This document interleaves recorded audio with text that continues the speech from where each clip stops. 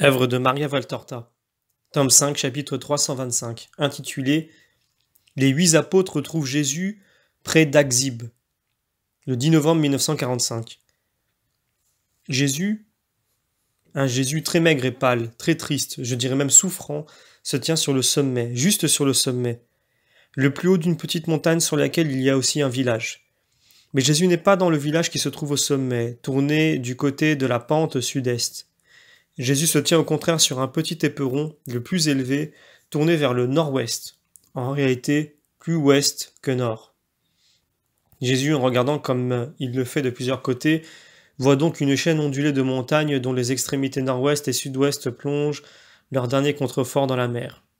Au sud-ouest, avec le mont Carmel qui s'estompe au loin, dans la journée sereine, et au nord-ouest avec un cap tranchant, comme un éperon de navire qui ressemble beaucoup aux Apuanes italiennes avec ses veines rocheuses qui blanchissent au soleil. De cette chaîne ondulée de montagnes descendent des torrents et des ruisseaux, tous en crue à cette saison qui, à travers la plaine côtière, courent se jeter dans la mer, près de la large baie de Sicaminon, le plus abondant d'entre eux. Le Quichon débouche dans la mer après avoir fait une sorte de miroir d'eau au confluent d'un autre ruisselet près de son embouchure. Le soleil, au midi d'une journée sereine, produit des scintillements de topaze ou de saphir sur la surface de leurs eaux, tandis que la mer n'est qu'un immense saphir veiné de légers colliers de perles.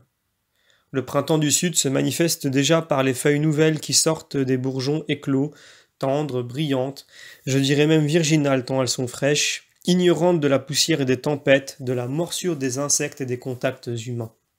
Les branches des amandiers sont déjà des flocons d'écume blanche rosée, si soyeux, si aériens, qui donnent l'impression qu'ils vont se détacher des rameaux sur lesquels ils sont nés pour voyager dans l'air serein, comme de petits nuages.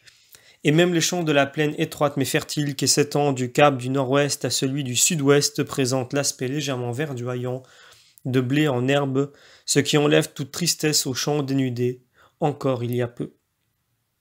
Jésus regarde. De l'endroit où il est, il voit 3 chemins. Celui qui vient du village et qui aboutit là, un sentier pour les piétons seulement, et 2 autres qui descendent du village en bifurquant dans 2 directions opposées, vers le nord-ouest et vers le sud-ouest. Combien Jésus a dû souffrir. Il est marqué par la pénitence beaucoup plus que lorsqu'il a jeûné au désert. C'est alors un homme qui avait pâli mais encore jeûné fort. Maintenant c'est un homme épuisé, par un ensemble de souffrances qui accablent à la fois les forces physiques et les forces morales. Son regard est très triste, d'une tristesse tout à la fois douce et sévère. Ses joues amaigries font ressentir encore davantage la spiritualité de son profil, de son front haut, de son nez long et droit, de ses lèvres absolument exemptes de sensualité. Un visage angélique tant il est exclu la matérialité. Il a la barbe plus longue qu'à l'ordinaire. Elle a poussé jusque sur les joues, jusqu'à se confondre avec les cheveux qui tombent sur les oreilles, de sorte que dans son visage, il n'y a de visible que le front, les yeux, le nez et les pommettes, fines et d'une couleur d'ivoire sans la moindre trace de rose. Ses cheveux sont peignés d'une manière rudimentaire, ils sont ternes et gardent, en souvenir de la caverne où il est resté, des débris de feuilles sèches et de brindilles accrochées dans ses longues mèches. Sa tunique et son manteau, chiffonnés et salis, indiquent eux aussi l'endroit sauvage où ils ont été portés et où ils ont servi sans arrêt. Jésus regarde. Le soleil du midi le réchauffe, et il semble en éprouver du plaisir, car il fuit l'ombre de quelques rouvres pour se mettre en plein soleil. Mais bien que celui-ci soit net, resplendissant, il n'allume aucun éclat sur ses cheveux poussiéreux, dans ses yeux fatigués, et ne donne pas de couleur à ses joues creuses. Ce n'est pas le soleil qui le revigore et avive ses couleurs. Baissez la vue de ces chers apôtres qui montent en gesticulant et en regardant vers le village de la route qui vient du nord-ouest, la plus plate. Alors se produit la métamorphose. Son regard redevient vivant et son visage paraît moins émacié sous l'effet d'une trace de rose qui s'étend sur les joues, et plus encore par le sourire qui l'illumine. Il desserre ses bras qui étaient croisés et s'écrie « Mes chers amis !» Il le dit en levant la tête, en tournant les yeux sur ce qui l'entoure, comme pour communiquer sa joie aux plantes, aux arbres, au ciel serein, à l'air qui déjà se ressent du printemps.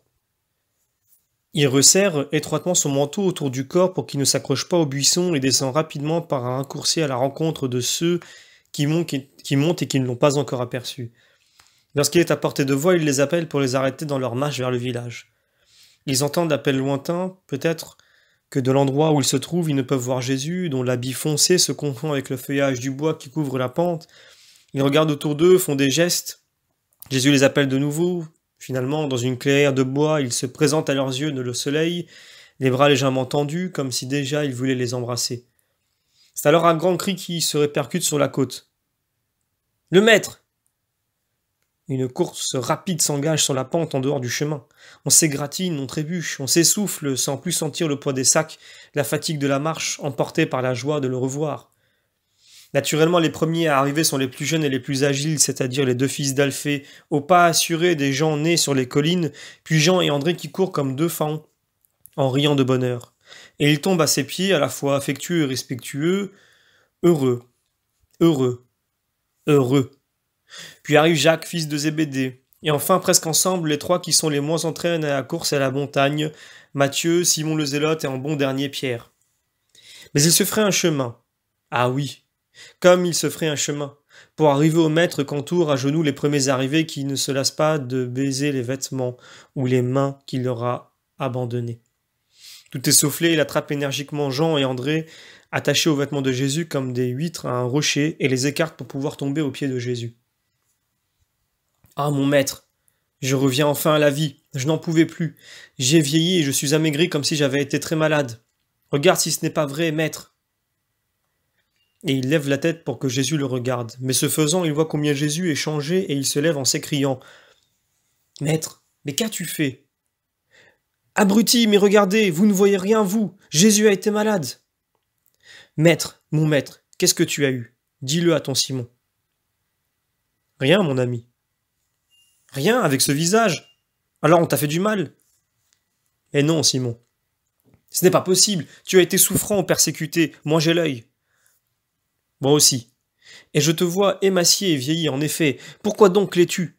Demande en souriant le Seigneur à son Pierre qui le scrute comme s'il voulait lire la vérité sur les cheveux, la peau, la barbe de Jésus. Mais j'ai souffert, moi, et je ne le renie pas. Crois-tu qu'il m'ait été agréable de voir tant de douleur ?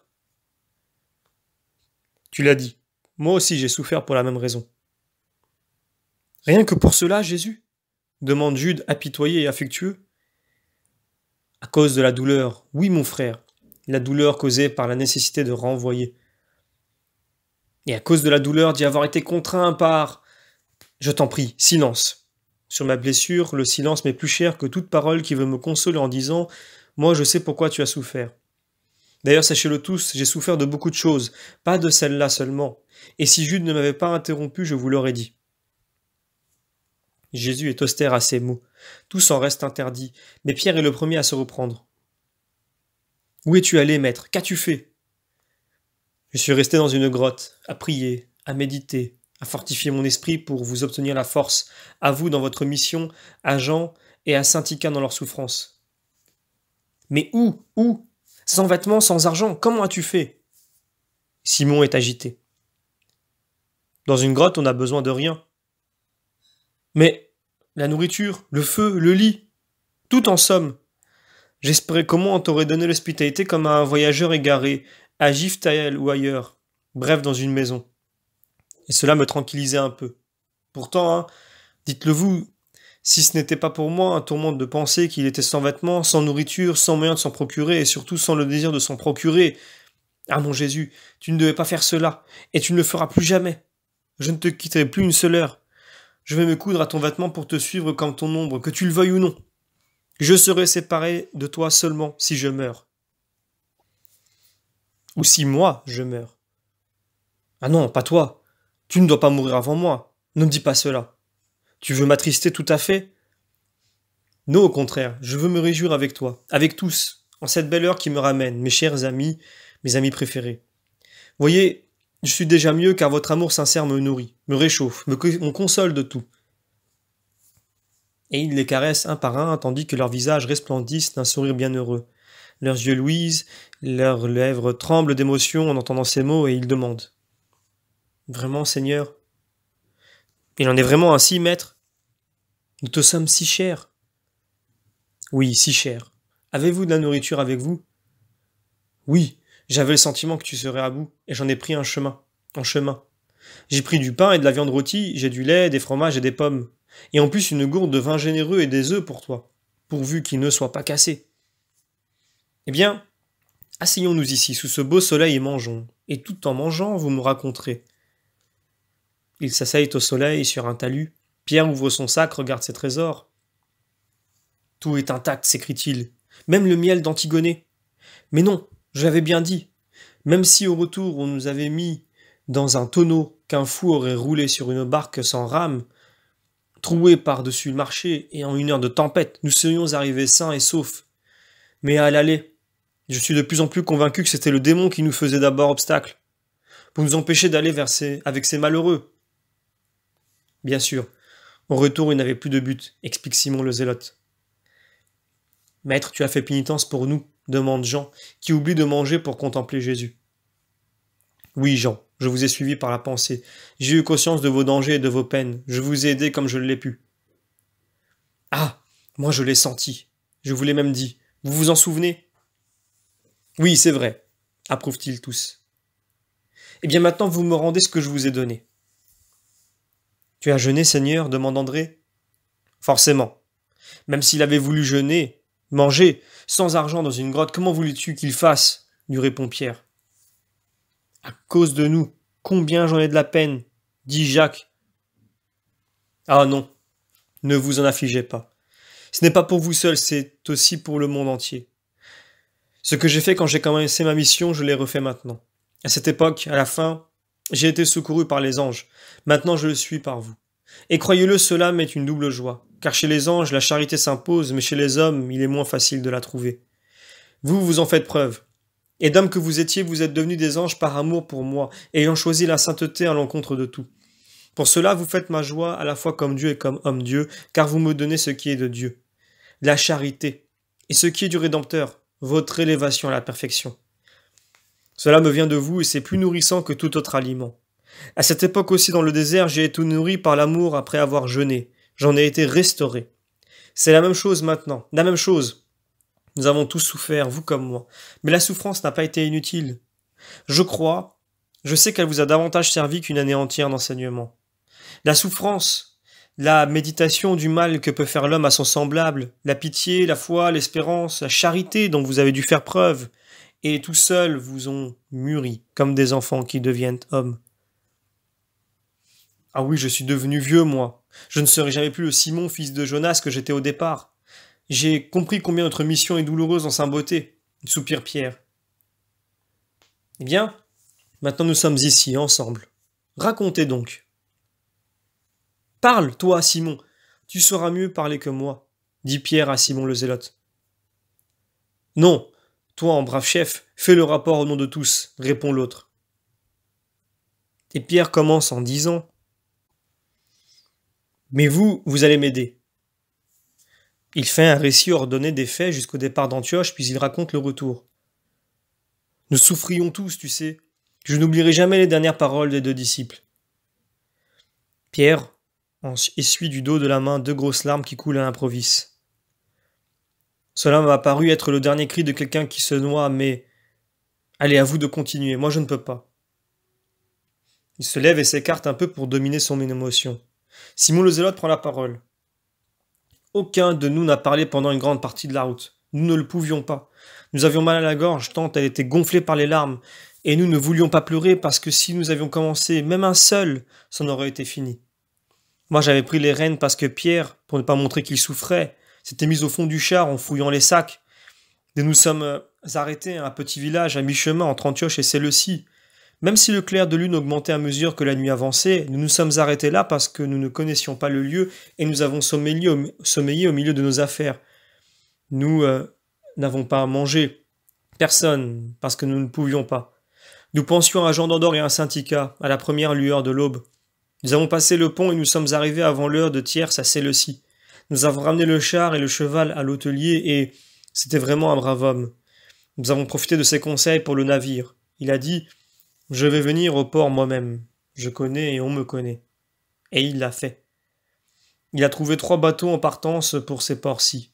Mais sur l'un, il y avait certains individus que nous n'avons pas voulu avoir comme voisins. L'homme qui l'avait appris par le maître du navire nous l'a dit. L'autre était d'Ascalon, mais il ne voulait pas faire escale pour nous à Tyr, à moins de payer une somme que nous n'avions plus. Le troisième était une petite embarcation chargée de bois brut, une pauvre barque avec un équipage réduit et, je crois, très misérable. C'est pourquoi, bien qu'il aille à ses arrêts, il a consenti à s'arrêter à Tyr, moyennant le paiement d'une journée de vivres et de salaire pour tout l'équipage. Cela nous convenait. Pour être franc, Mathieu et moi, nous en avions un peu peur. C'est une époque de tempête, et tu sais ce qui s'est passé à l'aller. Mais Simon-Pierre a dit, il n'arrivera rien, et nous y sommes montés. On avait l'impression que les voiles du bateau étaient des anges, tant la marche était régulière et rapide. Il nous a fallu 2 fois moins de temps qu'à l'aller pour arriver à Tyr, et le patron fut si aimable qu'il nous a permis de mettre notre barque à la remorque jusqu'aux environs de Ptolémaïs. Pierre, André et Jean y sont descendus pour les manœuvres, mais c'était très simple, pas comme à l'aller. À Ptolémaïs, nous nous sommes séparés et nous étions si contents que nous lui avons donné de l'argent en plus de ce qui était convenu avant de descendre tous dans la barque où étaient déjà nos affaires. Nous sommes restés un jour à Ptolémaïs, puis nous sommes venus ici. Mais nous n'oublierons jamais ce que nous avons souffert. Pierre a raison. N'avons-nous pas raison aussi de dire que le démon ne nous a gênés qu'à l'aller, demandent plusieurs. Vous avez raison. À présent, écoutez, votre mission est terminée. Nous allons maintenant retourner à Giphtaïl pour attendre Philippe et Nathaël, et il faut faire vite. Puis les autres arriveront. En attendant, nous évangéliserons ici, aux confins de la Phénicie, et en Phénicie même. Mais, quant à ce qui est arrivé, c'est enseveli pour toujours dans nos cœurs. On ne donnera de réponse à aucune question. N'aime pas à Philippe et à Nathanaël? Ils savent que nous sommes venus avec toi. C'est moi qui parlerai. J'ai beaucoup souffert, mes amis, vous l'avez vu. J'ai payé de ma souffrance la paix de Jean et de Saint-Tica. Faites que ma souffrance ne soit pas inutile. Ne mettez pas un fardeau de plus sur mes épaules, j'en ai déjà tant. Et leur poids croît, jour après jour, heure après heure. Confiez à Nathanaël que j'ai beaucoup souffert, ainsi qu'à Philippe, et qu'il soit bon. Dites-le aux 2 autres. Mais n'ajoutez rien. Dire que vous avez compris que j'ai souffert et que je voulais confirmer, c'est la vérité. Il ne faut pas en raconter davantage. Jésus parle avec peine. Les 8 apôtres le regardent avec tristesse et Pierre se permet de caresser sa tête en restant derrière lui. Jésus lève la tête et regarde son honnête Simon avec un sourire d'affectueuse tristesse. Pierre dit « Ah, je ne peux pas te voir comme ça. J'ai l'impression que la joie de notre réunion a disparu et qu'il ne reste que la sainteté, et elle seule. Pour le moment, allons à Axib. Tu changeras de vêtements, tu te raseras les joues et tu peigneras les cheveux. Mais pas comme ça. Je ne peux pas te voir comme ça. Tu sembles être quelqu'un qui a échappé à des mains cruelles, que l'on a poursuivi, qui n'en peut plus. Tu me rappelles Abel de Bethléem de Galilée, arraché à ses ennemis. Oui, Pierre, mais c'est le cœur de ton maître que l'on a malmené, et il ne guérira jamais plus. De plus en plus, au contraire, il sera blessé. Partons. Jean soupire. Cela ne me plaît pas. J'aurais voulu raconter à Thomas, qui aime tant ta mère, le miracle de la chanson et de Longue. Tu le diras un jour, pas maintenant. Un jour vous rapporterez tout, alors vous pourrez parler. Moi-même je vous dirai, allez dire tout ce que vous savez. Mais en attendant, sachez voir dans le miracle la vérité, la puissance de la foi. Aussi bien Jean que Saint-Tica ont calmé la mer et guéri l'homme, pas par les paroles, mais par Longue, mais par la foi avec laquelle ils ont mis en œuvre le nom de Marie et Longue qu'elle avait préparé. Et aussi, cela est arrivé parce qu'autour de leur foi il y avait la vôtre. À vous tous, et votre charité. Charité envers le blessé, charité envers le crétois. Vous voulez garder l'un en vie, donner la foi à l'autre. Mais s'il est encore facile de guérir les corps, il est plus difficile de guérir les âmes. Il n'y a pas de maladie plus difficile à vaincre que celle de l'esprit. Et Jésus soupire profondément. Ils arrivent en vue d'Axib. Pierre part en avant avec Matthieu pour trouver un logement. Les autres le suivent, groupés autour de Jésus. Le soleil descend rapidement au moment où ils entrent dans le village. Fin du chapitre.